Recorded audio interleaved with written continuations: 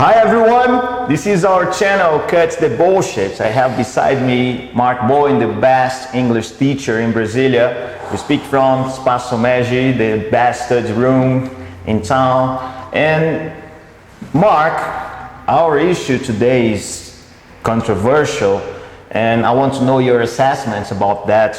Why is child labor a big issue for us to talk about, considering that according to ILO, International Labour Organization, there are over 150 million children worldwide working legally or illegally. What's your assessment about that? 150 million is a big number. Yeah, it's a huge number. It's not even like 150 million in 10. You know? I mean, it's an estimate, right?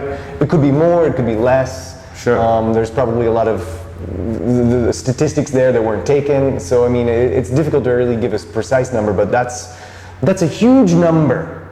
And you said it was a controversial issue. I actually don't find it that controversial.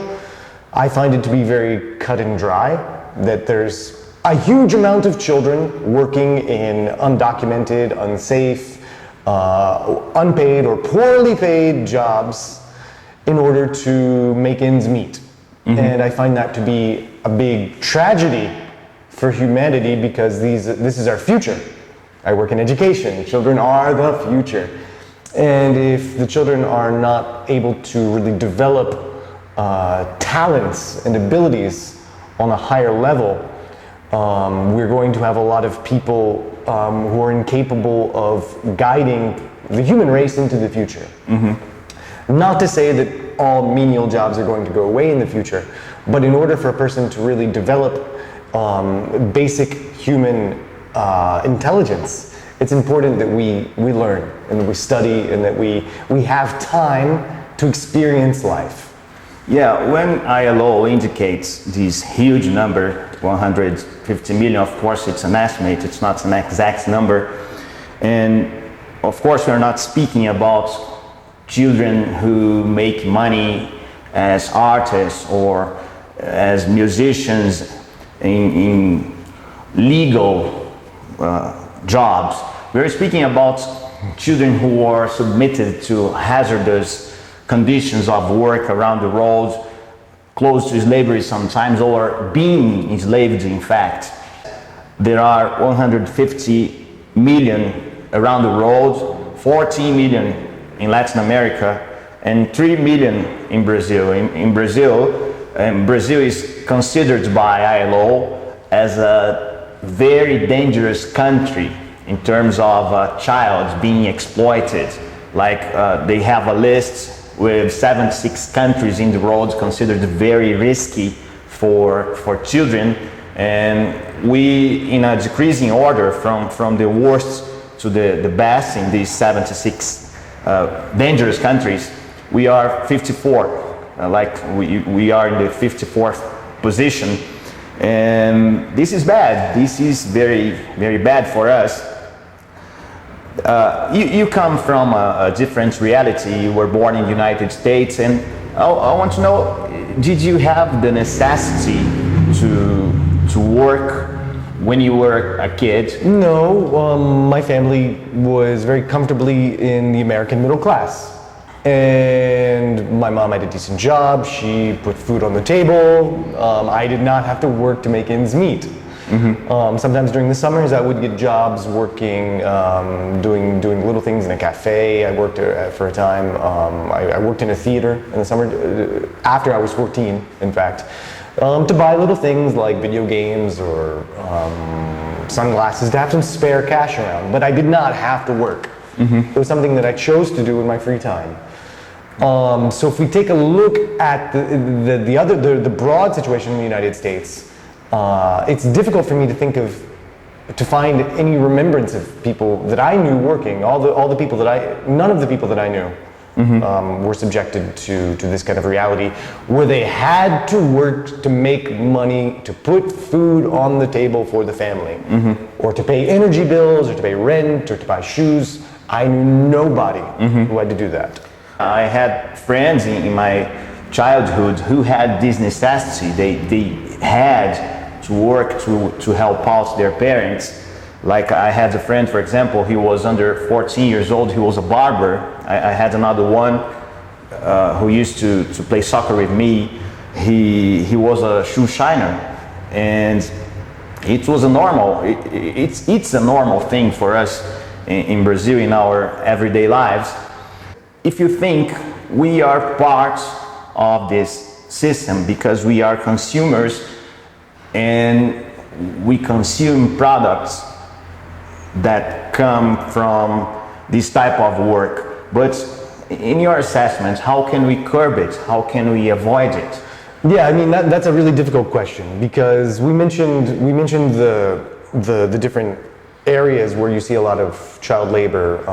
Involves agriculture, textiles, prostitution, mining. What was the fifth? Begging. So rural activities in general is the right. So if we take a look at agriculture, agriculture is a really important one. I think one of the largest countries in the world one of the worst countries in the world rather, for child labor might be Afghanistan. I forget exactly, but they grow a lot of cotton, and a lot of children end up working in the cotton field. So cotton goes to where? Cotton goes to Bangladesh, where you have a lot of textile factories where children use that to make clothing. So clothing is a good example of a way that we could reduce our consumption of materials that come from child labor. So if we reduce our consumption of clothing, also another issue that people deal a lot with is with electronics. A lot of the materials in electronics, whether it's silicon or cobalt, I think cobalt was specifically mentioned in a couple different reports, come from mining in developing nations, particularly in Africa. And it's difficult to trace these materials. You don't know, in fact, how much child labor has gone into these devices that we have. The cell phones, our iPads, our tablets, our computers, all these things perhaps have some residue. So do we stop using cell phones and tablets and our cell phone apps? No iFood, no Tinder. I mean, I don't necessarily believe it comes to that, but I think we have to develop consciousness about it. And mentioning like questions like prostitution, I have seen child prostitution once in my life. It was scary. That's something that's much easier for us to not consume. Like that's something that's very clear, cut and dry. But the other things that we're looking at, begging as well. I forgot to mention begging. Begging is another thing. Don't give money to young children on the street. Look for other different resources that we can offer them. Other different ways that they can survive. Because giving them money isn't going to empower them. I find. When we look at all these electronic devices we have here today, for example, to record this video, we have no idea about the origins of that. If you think that some countries hide the data about child labor, for example, China is an example. We don't know how many children in China are working nowadays in legal or illegal conditions, children from 5 to 14 years old. So it's difficult. It's because they need money. They're broke. They have no money. And if we look worldwide, the situation of mining, for example, you see a lot of children who have to go into mining because people in their family, maybe it's their father, maybe it's their uncle, have gone into debt, and the children have to work to help pay off the debt. A very common reality. Sometimes children are just blatantly forced into agriculture, in working in agriculture in different countries around the world. Prostitution as well. So the main cause of it is unquestionably poverty. Yeah. It's unquestionably poverty. And inequality. We live in a very we live in a world where inequality is a huge problem. Well, according to ILO is the source of most of our data here. Poverty is the main cause of child labor. associated to lack of education, lack of schools. When children don't go to schools, they don't have any other good thing to do, and the choice is to work to help out their parents. It's the necessity they have. And it's complicated. It's unimaginable if a child works in the sun for long hours in the morning, for example. It's unimaginable for this child to go to school in the afternoon to attend classes at school. Okay, there won't be concentration to understand what the teacher is saying. It's impossible, man. It's impossible to be exploited and to study at the same time because of discipline, because of hierarchy and other things and responsibility. Can you see some positive points, positive thing in this subject? Well, I agree with them. I mean, I'm an educator, and a lot of my education is based on hands-on activities. It's necessary to. I like you guys have a good expression in Portuguese. Botar a mão na massa. It's necessary to do that. But we have to be extremely careful about the situations that children are subjected to. Just at the school where I'm working now, they had an activity, an entrepreneurial activity. A kid made, I think a 6-year-old kid, he made brigadeiros. And he started selling them in the school for about real each. So very positive, right? He's learning to do it. He's practicing something. He's making a little business out of it. But of course, we're not saying, okay, young man, now we're going to put you in a factory to make brigadeiros all day, and then you're going to make brigadeiros, and I'm going to make the profit from it. A lot of people are in favor of child labor, saying that children will be far from criminality doing that. I don't know your opinion about that, but bullshit. I think it's a half truth. I think it's possible for a person to be far from criminality because of work. It's not a guarantee that it's gonna happen, but I think the best way for a person to be far from criminality is going to school, is education. And the fact people who are in favor of child labor, but they don't want their kids working. Like they want other kids working, but not their own kids. But to go back a little bit, because you mentioned this question of schooling, like you can have great schools. You can have great schools, you can have the best schools in the world, they can be public. Anybody can go to them, there's lots of spots open, but if the family can't put bread on the table, then that child might not go to school because that child might have to work to make money. So, I mean, we live in a country where the policies like the Bolsa Familia are very maligned. It's creating lazy people, they're not doing anything, they're just collecting money.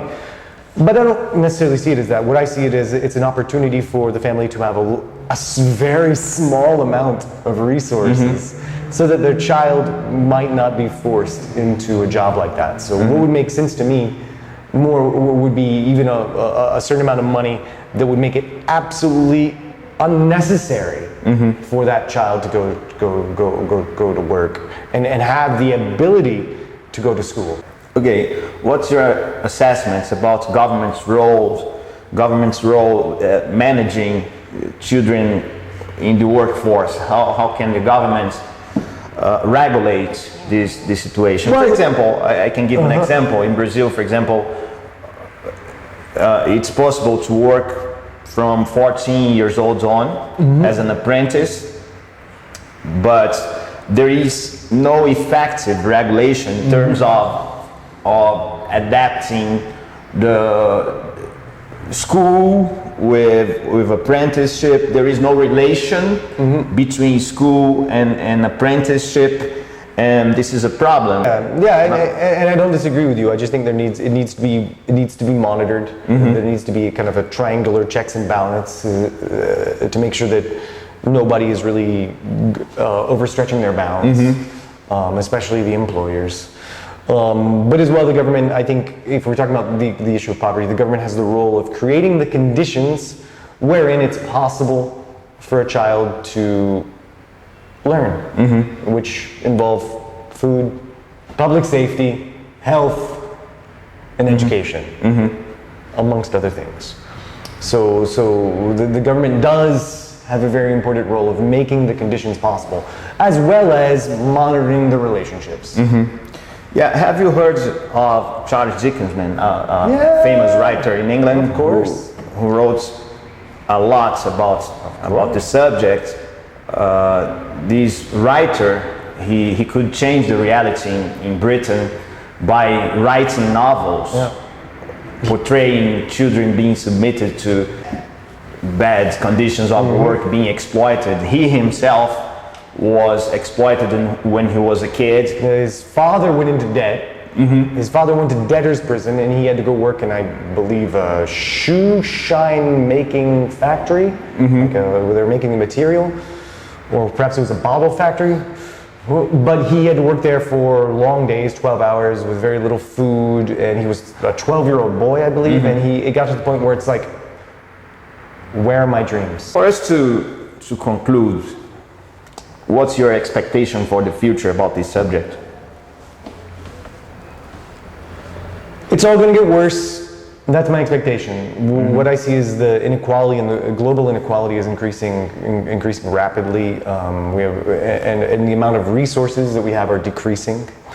This is going to put a strain on the relationship between, a greater strain on the relationship between the poor and the rich, and it's going to lead us into a world where whatever labor force we have is going to be more exploited. Nowadays, we have most of the countries prohibiting child labor, but despite of these countries prohibit, poverty continues. So being legal or illegal, the fact of a child's work, they will work if poverty continues. Okay, so it's not enough to prohibit, because these governments have to provide structure, provide education, schools for these children to have a better option